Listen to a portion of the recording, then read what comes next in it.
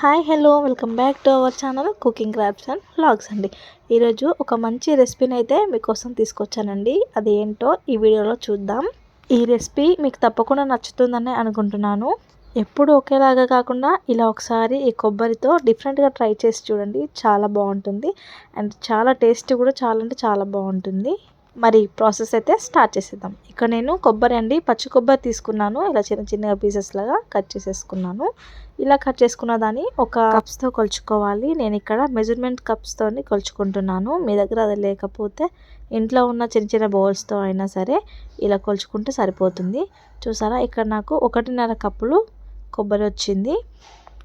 కొబ్బరి పీసెస్ని ఇప్పుడు ఒక చిన్న మిక్సీ జార్లోకి ట్రాన్స్ఫర్ చేసుకొని వాటర్ వేయకుండా ముందుగా ఒకసారి గ్రైండ్ చేసుకోవాలి. ఇలా గ్రైండ్ చేసుకున్న తర్వాత మనం ఏ కప్ అయితే మెజర్మెంట్కి తీసుకున్నామో అదే కప్పుతో 1 కప్పు వాటర్ యాడ్ చేసుకొని మరొకసారి గ్రైండ్ చేసుకోవాలి. చూసారా, ఈ విధంగా పేస్ట్ అయిన తర్వాత మరొకసారి గ్రైండ్ చేసుకోవాలి. ఇప్పుడు ఇక్కడ మరొక కప్పు నేను వాటర్ యాడ్ చేసుకుంటున్నానండి. వాటర్ అంతా ఒకేసారి వేసేసి గ్రైండ్ చేసుకుంటే కొబ్బరి అనేది గ్రైండ్ అవ్వదండి. అందుకే ఒక్కొక్క కప్పు ఒక్కొక్కసారి వాటర్ యాడ్ చేసుకుంటూ ఇలా గ్రైండ్ చేసుకోవాలి. ఈ విధంగా గ్రైండ్ అయిన తర్వాత ఒక చిన్న బౌల్ తీసుకొని దాంట్లోకి స్టెయినర్ సహాయంతో దీన్ని మొత్తం స్టెయిన్ చేసుకోవాలి. ఇలా స్పూన్తో ప్రెస్ చేస్తూ మిల్క్ సపరేట్ చేసుకోవాలండి. ఇంకా ఎటువంటి వాటర్ అయితే యాడ్ చేసుకోవద్దండి. 1.5 కప్స్ కొబ్బరి పీసెస్కి 2 కప్స్ వాటర్ యాడ్ చేసుకుంటే సరిపోతుందండి. వాటర్ ఎక్కువగా యాడ్ చేసుకుంటే మిల్క్ అనేది మనకి చాలా పల్చగా వస్తాయి. అందుకనే వాటర్ అనేది అసలు యాడ్ చేసుకోవద్దు. పాలు తీసేసిన తర్వాత ఈ కొబ్బరి పొడిని బెల్లం వేసి ఉండల్లాగా అయినా చేసుకోవచ్చు, లేదా ఒక చిన్న కడాయిలో వేగించి పెట్టేసుకున్న కర్రీస్లోకి ఉపయోగపడుతుంది. చూడండి, ఇక్కడ పాలు అయితే మనకి చిక్కగా ఉన్నాయి. ఇప్పుడు ఈ పాలల్లో నుంచి కొన్ని పాలను నేను పక్కకు తీసేసుకొని మిగతావి పక్కకు పెట్టేసుకుంటున్నాను. ఇప్పుడు ఈ పాలల్లో 4 టేబుల్ స్పూన్ వరకు కార్న్ఫ్లోర్ని వేసుకుంటున్నాను. ఇలా వేసుకున్న తర్వాత ఉండలు లేకుండా కలుపుకోవాలి. చూడండి, ఈ విధంగా కలుపుకున్న తర్వాత మనం ముందుగా తీసి పెట్టుకున్న పాలల్లో కలిపేసుకోవాలి. మనం మొత్తం పాలల్లో ఒకేసారి ఈ కార్న్ఫ్లోర్ని వేసుకుంటే అది ముద్దలు ముద్దలుగా ఉండిపోతుంది, కలిసిపోదు. అందుకే ఇలా సపరేట్గా తీసుకొని కలుపుకోవాలి. ఇప్పుడు వీటిని ఒక గిన్నెలోకి తీసుకుంటున్నాను. ఇలా తీసుకున్న తర్వాత మనం ఏ కప్ అయితే మెజర్మెంట్కి యూస్ చేసామో అదే కప్పుతో హాఫ్ వరకు షుగర్ని తీసుకోవాలి. ఇలా తీసుకొని ఒకసారి కలిపేసుకోవాలి. ఇప్పుడు దీనిని స్టవ్ పైన పెడదాం.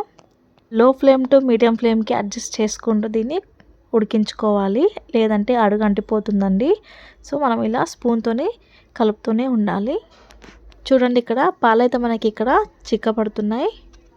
ఇలా చిక్కపడటం మొదలవ్వగానే స్పూన్తో వెంటనే కలుపుతూ ఉండాలండి, లేదంటే అడుగు మాడిపోయే ఛాన్సెస్ ఎక్కువగా ఉంటాయి.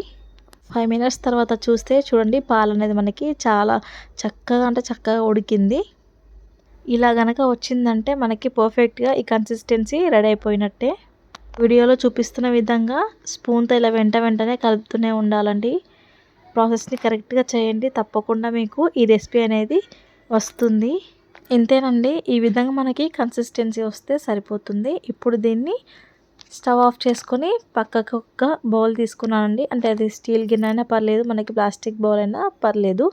దాంట్లోకి ట్రాన్స్ఫర్ చేసుకోవాలి. ఇలా ఈక్వల్గా చేసేసుకొని పూర్తిగా వేడి చల్లారిన తర్వాత 1 to 2 అవర్స్ వరకు ఫ్రిడ్జ్లో పెట్టుకొని తీసుకోవాలండి. చూడండి, ఇక్కడ 2 అవర్స్ తర్వాత నేను ఓపెన్ చేస్తున్నాను. చూడండి, మనకి గిన్నె నుంచి ఆల్రెడీ అది సపరేట్ అవుతూనే ఉంటుంది. ఇప్పుడు దీనిపైన ఒక ప్లేట్ పెట్టుకొని నేను ఇలా తీసేసుకుంటున్నాను. చూడండి, ఎంత ఈజీగా వచ్చేసిందండి. అసలు కష్టపడాల్సిన పని లేకుండా చాలా స్మూత్గా అంటే చాలా స్మూత్గా వచ్చింది. చాలామంది పాల జున్నును తినే ఉంటారండి, కానీ ఇక్కడ కొబ్బరి జున్నును ఎవరు తిని ఉండకుండొచ్చు. ఇలా నోట్లో వేసుకోగానే అలా కరిగిపోయేలా ఉందండి ఈ కొబ్బరి జున్ను. మరి నాకైతే చాలా అంటే చాలా నచ్చిందండి. మరి మీకు ఎలా అనిపించింది ఏంటి అనేసి కూడా కామెంట్ సెక్షన్లో కామెంట్ చేయండి. అలాగే మీరు ట్రై చేసినట్లయితే ఎలా కుదిరిందని కూడా కామెంట్ చేయండి. మరి అలాగే మన ఛానల్లో ఎవరైనా కొత్తగా చూస్తున్నట్లయితే లైక్ చేయండి, షేర్ చేయండి, అలాగే సబ్స్క్రైబ్ చేసుకోండి. కుకింగ్ క్రాఫ్ట్స్ అండ్ బ్లాగ్స్ ఈ ఛానల్ని సపోర్ట్ చేస్తారని కోరుకుంటున్నానండి. మరెన్నో కొత్త కొత్త రెసిపీస్ని మీతో షేర్ చేస్తూ ఉంటాను. Thank you for watching my video.